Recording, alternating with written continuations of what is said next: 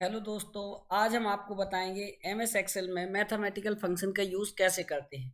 सबसे पहले हम एक्सेल को ओपन करेंगे। एक्सेल को ओपन करने के बाद हमने कुछ वैल्यू टाइप कर ली हैं, उन पर हमें मैथमेटिकल फंक्शन लगाकर देखना है।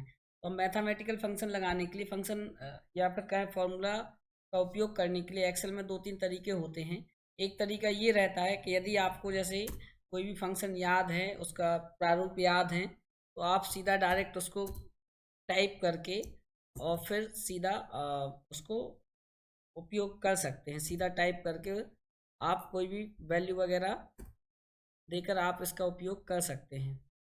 जैसे कि ये हमने कोई वैल्यू लिखी और एंटर कर दिया, ये टोटल आ गया। इस टाइप से आप फंक्शन का यूज़ कर सकते हैं। एक तरीका ये रहता है कि डायरेक्ट आप सीधा इस सेल पे हमें जो भी वैल्यू है उसका परिणाम चाहिए, उसको हम सेलेक्ट करेंगे और सीधा फार्मूला लिख के और आप उसका टोटल वगैरह एवरेज जो भी करना है वो वर्क कर सकते हैं, मतलब कैलकुलेशन कर सकते हैं। दूसरा तरीका ये रहता है कि यदि आपको जैसे आपको याद नहीं है, प्रारूप याद नहीं है, लेकिन फार्मूले का नाम वगैरह याद है और किस कैटेगरी के अंतर्गत आता है, तो यहाँ से आप उसको सर्च करके, जैसे ये फंक्शन फार्मूला करके जो टैब शीट रहता है एक्सेल में, यहाँ से आप उस फंक्शन का नाम सेलेक्ट करके, जैसे कि हमने सम करना है तो इसको सेलेक्ट किया और यहाँ से वैल्यू के नाम टाइप कर देते हैं या सेलेक्ट कर लेते हैं और इस प्रकार भी हम फार्मूले का टोटल या जो भी वैल्यू ज्ञात करना चाहें वह फार्मूला लगा सकते हैं। तीसरा तरीका ये रहता है कि आप डायरेक्ट सर्च कर सकते हैं। ये फार्मूला बार पे एफ ऑप्शन दिया रहता है, यहाँ पर आप सीधा डायरेक्ट सर्च कर सकते हैं जो भी फार्मूला हमें लगाना है। जैसे यहाँ पे हमने जाके और गो पर क्लिक कर दिया, ये सर्च फॉर ए फंक्शन लिखा था, यहाँ पे नाम लिख के डायरेक्ट भी अपन इसका उपयोग कर सकते हैं। तो ऐसे तीन तीन तरीके से हम फंक्शन का यूज़ कर सकते हैं। अब इसमें हम देखेंगे मैथमेटिकल फंक्शन। जैसे मैथमेटिकल फंक्शन ये कैटेगरी में डिवाइड किया रहता है एमएस एक्सेल में फंक्शनों को, जो भी फार्मूला या फंक्शन रहते हैं। जैसे मैथमेटिकल में दिया रहता है, जैसे हमें महत्वपूर्ण फंक्शन होता है एबीएस।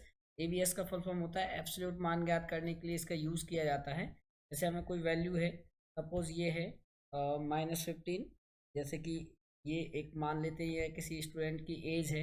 बहुत सारी वैल्यू ऐसी रहती हैं जो कभी नेगेटिव नहीं होती हैं। तो यदि हमें एब्सोल्यूट मान हम ज्ञात करेंगे, तो एब्सोल्यूट मान में क्या रहता है, चाहे प्लस की वैल्यू हो आपकी या माइनस की, वो बार हम उसका जो आंसर आता है, जो एब्सोल्यूट मान होता है वो प्लस में होता है।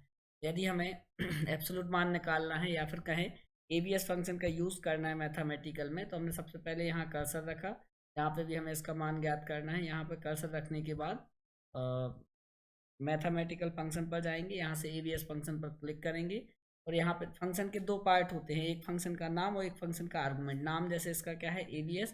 आर्गुमेंट क्या होता है, जिस पर हम ये अप्लाई कर रहे हैं। तो किस पर अप्लाई कर रहे हैं, हमने एड्रेस दे दिया M1 और यहाँ पर ओके पर क्लिक कर दिया, तो इसका जो एब्सोल्यूट मान है वो एक्टिव सेल में डिस्प्ले हो जाएगा। इस प्रकार हम एबीएस फंक्शन का यूज़ कर सकते हैं। इसके साथ साथ दूसरा फंक्शन दिया रहता है जो कि है फैक्ट। फैक्ट का अर्थ होता है फैक्टोरियल। तो हमें जैसे किसी भी वैल्यू का फैक्टोरियल मान निकालना है, तो हम यहाँ पर हमने जैसे कर्सर रख दिया, यहाँ हमें फैक्टोरियल मान चाहिए।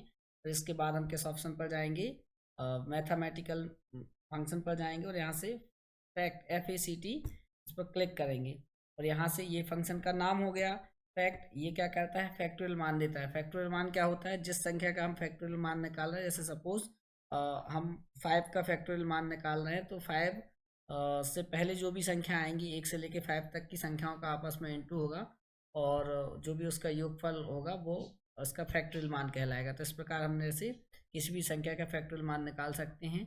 आप जैसे ही एमएस एक्सेल में उस सेल पर क्लिक करेंगे जहाँ फार्मूला लगाया गया है, तो आपका फार्मूला बार पर उसका फार्मूला दिखने लगता है। तो यहाँ पे जैसे हमने ये फैक्टोरियल मान निकाला था, तो यहाँ पे ये शो होने लगा कि यह किस सेल में, मतलब किस सेल का फैक्टोरियल मान है। फिर इसके बाद इसी में दिया रहता है एलसीएम। जैसे मान लो हमें कोई संख्या है, उसका एलसीएम मान निकालना है, लघुत्तम समवर्तक निकालना है, तो हम यहाँ से मैथमेटिकल फंक्शन पर जाते हैं और यहाँ से हम एलसीएम पर क्लिक करते हैं। एलसीएम पर क्लिक करने के बाद वह वैल्यू हम यहाँ पर या तो डायरेक्ट टाइप भी कर सकते हैं या फिर सेल का एड्रेस भी सिलेक्ट कर सकते हैं और फिर इसके बाद ओके पर क्लिक करेंगे। जैसे हमने अभी ये H1, E1 और V1, इनमें तीनों में वैल्यू दी हुई है 5, 15 और 25। इनका एलसीएम निकाला तो क्या आ गया, 75। ऐसे हम एलसीएम निकाल सकते हैं।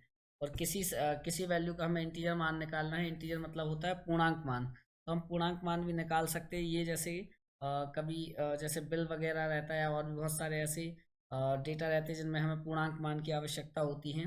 पूर्णांक मान निकालने के लिए एक्सेल में मैथमेटिकल फंक्शन के अंतर्गत इंटीजर मान दिया रहता है, जिसको हम शॉर्ट में INT फंक्शन बोलते हैं। तो यहाँ से हम INT फंक्शन पर क्लिक करेंगे और ये क्या करता है, इंटीजर मान को रिटर्न करता है। इस पर जैसे ही क्लिक करेंगे तो फंक्शन आर्गूमेंट का एक डायलॉग बॉक्स आएगा। तो यहाँ पर नंबर में उस सेल का नाम या उस सेल की वैल्यू टाइप करेंगे जिसका हमें इंटीजर मान निकालना है। यहाँ पे हमने इसका मतलब वैल्यू जो रेंज है, सेल रेंज है या सेल एड्रेस है, वो टाइप किया और ओके कर दिया। यहाँ पे इसका पूर्णांक मान ज्ञात हो गया। जैसे ये 3.253 लिखा था, तो इसका पूर्णांक मान जो है इंटीजर मान वो सिर्फ 3 रहेगा। तो इसी प्रकार यदि हम मैथमेटिकल की मैथमेटिकल की मोड फंक्शन का यूज़ करना चाहते हैं तो कर सकते हैं। मोड फंक्शन से क्या होता है, एक संख्या में यदि आप दूसरी संख्या से डिवाइड करेंगे तो उसका शेषफल क्या रहेगा यहाँ पे बताता है। यहाँ अभी तक हमने जितने भी आपको फॉर्मूले बताए इन सभी में हमने सेल का एड्रेस दिया है। अब हम आपको संख्या के बेस पर भी इसको यूज़ करना बता रहे हैं। जैसे हमने जैसे कि हमें मोड फंक्शन का यूज़ करना है, जैसे हमने लिखा है 21 और इसमें इसको डिवाइड करना है 4 से, तो शेषफल क्या रहेगा, यह मोड फंक्शन बताता है, MOD फंक्शन बताता है।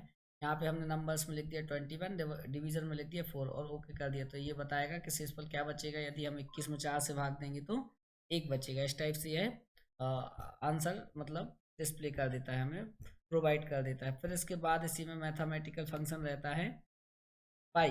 पाई में कोई आर्गूमेंट नहीं होता है। पाई का मान जो है वैसे देखा जाए तो 27/22 होता है, लेकिन इसको सॉल्व करो तो 3.141 प्राप्त होता है। तो यहाँ पे इसमें कोई आर्गूमेंट नहीं रहता पाई फंक्शन में। डायरेक्ट आप ओके करेंगे तो पाई का मान डिस्प्ले होने लगेगा। यहाँ पे आप देख सकते हैं जो एक्टिव सेल है ये पाई का मान डिस्प्ले कर रहा है। तो इसी में रहता है पावर। जैसे हमें एक संख्या के ऊपर कितने की भी पावर निकालना है, घात निकालनी है, तो हम यहाँ से निकाल सकते हैं। मैथमेटिकल फंक्शन के अंतर्गत दिया रहता है पावर। पावर पर क्लिक करेंगे। पावर पर क्लिक करने के बाद यहाँ पर नंबर को टाइप करेंगे।